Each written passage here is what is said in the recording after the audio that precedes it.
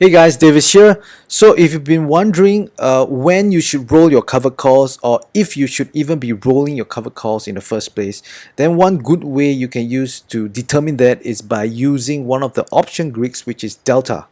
So what is delta? Delta basically just measures the rate of change in an option's theoretical value per $1 change in the underlying security. And bullish option strategies have positive deltas. So let's say you decided to buy a call option on Nike with a delta of 0.8 for $13. Now this is a deep in the money call option. So let's say if Nike was to go up $1, that means that your call option would gain 80 cents and it would become $13.80. And all else being equal, that's because there are other factors that actually affect the pricing of the options, like for example volatility. So if all else being equal, then your option will gain by the delta that your option has. And if Nike was to go down $1, then your call option would lose 80 cents and that would become $12.20. Now bearish option strategies on the other hand have negative deltas. So for example, you bought a put option on Nike with a delta of negative 0.5 for $4. So that means you want the market to actually drop, because if you're long a put option, if the market drops, you make money. If the market goes up, you lose money. So if Nike was to go down $1, then your options would theoretically lose 50 cents, becoming $3.50. And if Nike was to go down $1, then your options would gain 50 cents, becoming $4.50. Now, covered call options, covered call, this strategy in general is a positive, it is a bullish strategy. But when you log into your brokerage software, you would see that it has a negative delta. And the reason is because this is in essence just a short call. Covered call strategy consists of the long stock portion and the short call. So the long stock portion is where you get 100 deltas, and you were to square off with the short call. Let's say the short call here is negative 21. So you have roughly a positive 80 delta. So in general, cover call strategy is a bullish strategy, but on your platform, you will see your call as a negative delta because it is a short call. And in general, if you do not want your stock to be called away, you do not want the stock to climb up past your cover call strike. So why do you want to use delta to roll covered calls? Well, first of all, it's a very simple metric to manage multiple covered call positions, because delta will let you know if you should roll your covered calls or not. And because of that, there's no need to look at charts. So for example, if you were to see your covered call positions and you see that it has lesser than 50 deltas, then you know that the covered call is out of the money. At this point of time, there's pretty much nothing to do. You can just let it expire out of money, see until the expiration date. If it's still under 50 deltas, that means you collect the full credit as it expires worthless. Now, if you see that your covered call has a delta of 0.5, that means the stock has climbed all the way to your strike price. And if you see a delta of more than 0.8, that means you see a negative 0.8, negative 0.9, then your strike price has been breached. The stock has gone above your strike, and if you do not roll, you will get exercised. That means your stock will get called away at your strike price at expiration. So we will be using this as a way to determine whether you should be rolling and when you should be rolling your cover calls. So when do you roll? And this comes down to the objective that you have. In general, there are two objectives. The first objective is that you want to hold on to the stock. You like this stock so much and you want to hold this as a long-term investment. So if this is the case and you see that your cover call has a delta of less than 0.5, well, at this point, there are three things you can do, right? The first option is that you can just let it expire worthless, right? You can just leave it as it get closer to the expiration date. If it's still out of the money, you can collect the full credit if it expires out of the money. That's the first option. Now, the second option is that you can consider taking profit, right? Some people like to take profit at 50%. Some people like to take profit at 90%. So this is a personal preference. And the reason some people like to take profit is because, number one, they could be worried that the stock will suddenly rally and they do not want their stock to be called away, so they take profit. Or number two, it could be that you're making more in terms of dollar per day if you were to take profit at that point in time. So let's say you sold the covered call for $1 and it is a 30 days to expiration option, and within the first, say, 7 days, you already realized 50% of the profit. So it makes more sense at that point of time to just close the option and take 50% of the profit in 7 days than to wait another 23 days to get the other 50%. So again, this is personal preference and it comes down to how you would like to manage it. Now, the third option is that if your stock has been dropping, especially in a bear market or when the market has crashed, then you might want to consider rolling down to try and get more credit and cushion the capital loss that you have on your stock. All right, not really a capital loss, but more of a drawdown. So you're just using the credit that you get from your cover call to reduce the cost basis of your stock. Now, what if the delta reaches 0.5? What this means is that the stock has climbed all the way to your strike price. And if you do not want to have a chance that your stock is to be called away, then this is where you want to consider rolling. So how you would do the roll would be to roll up and out for either a credit or break even.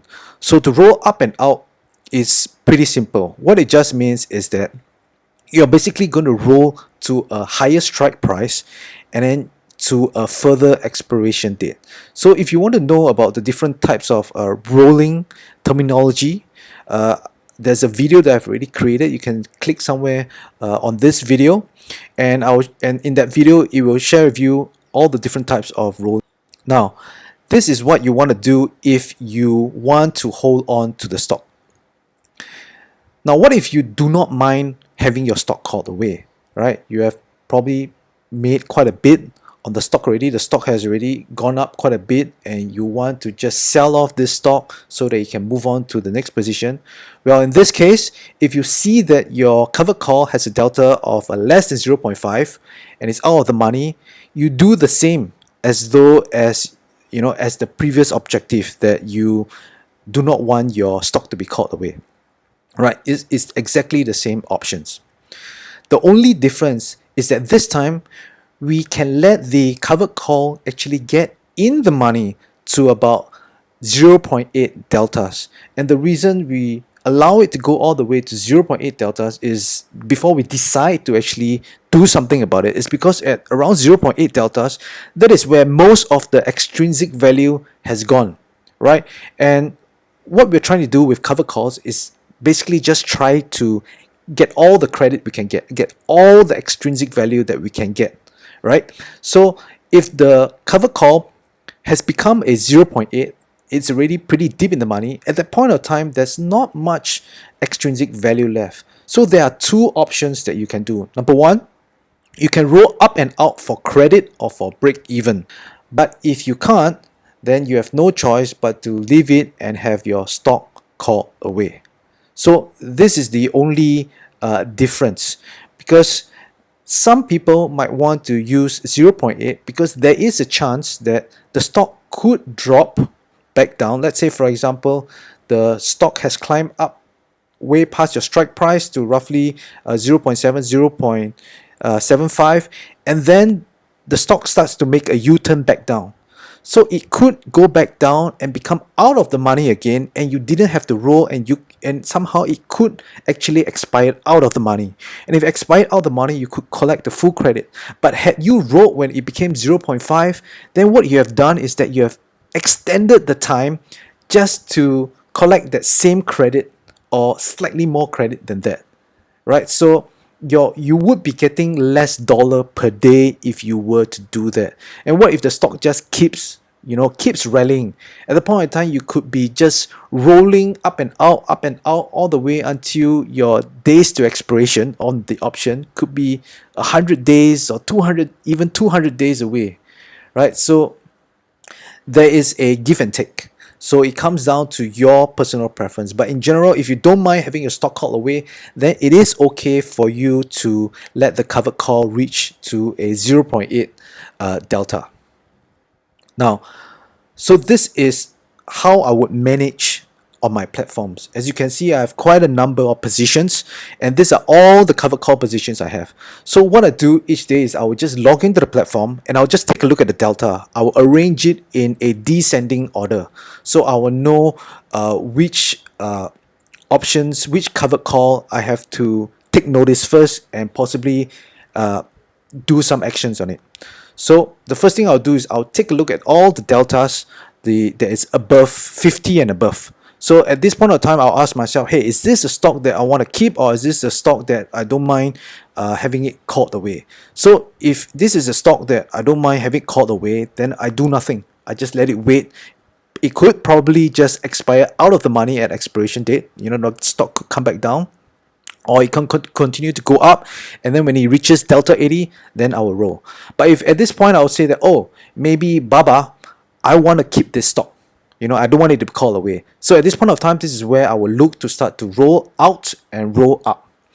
So once I've done these 3 stocks down here, I will move on to the other covered calls that is out of the money, right, below 50 deltas.